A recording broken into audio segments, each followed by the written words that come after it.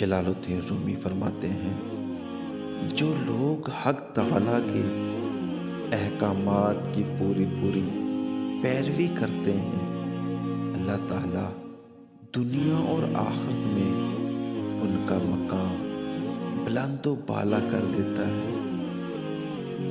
آپ فرماتے ہیں، عقل اگرچہ ہر راستے کے بارے میں بخوبی جانتی ہے، لیکن وہ راہ عشق کے بارے میں کچھ بھی نہیں جانتی۔ عشق کے معاملات دیکھ کر حیران ہوتی رہتی ہے۔ آپ فرماتے ہیں، پرسکون انسان صرف وہی ہے جس کے پاس کم یا زیادہ ہونے کا کوئی غم اور دکھ نہیں۔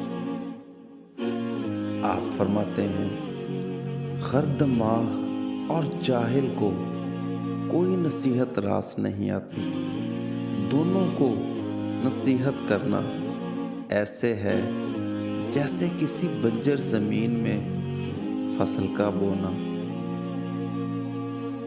آپ فرماتے ہیں، ہار مان لینا کمزوری نہیں ہوتی، اس کے برعکس یہ طاقت ہے۔ ہار ماننے سے بندہ کھولتے پانی میں رہنے سے بچ جاتا ہے اور محفوظ جگہ میں رہنا شروع کر دیتا ہے۔ آپ فرماتے ہیں، ایک اچھا انسان کسی کی کبھی شکایت نہیں کر سکتا، وہ کبھی کسی کی خامیوں پر نگاہ نہیں ڈالتا۔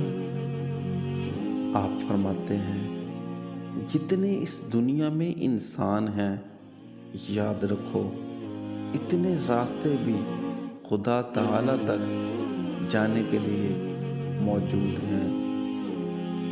آپ فرماتے ہیں، گھر میں داخل ہوتے وقت پاؤں کے انگوٹھے اور ہاتھ کی کلائی پر درد اٹھے تو سمجھ جاؤ تم پر کسی نے کالا جادو کیا ہے۔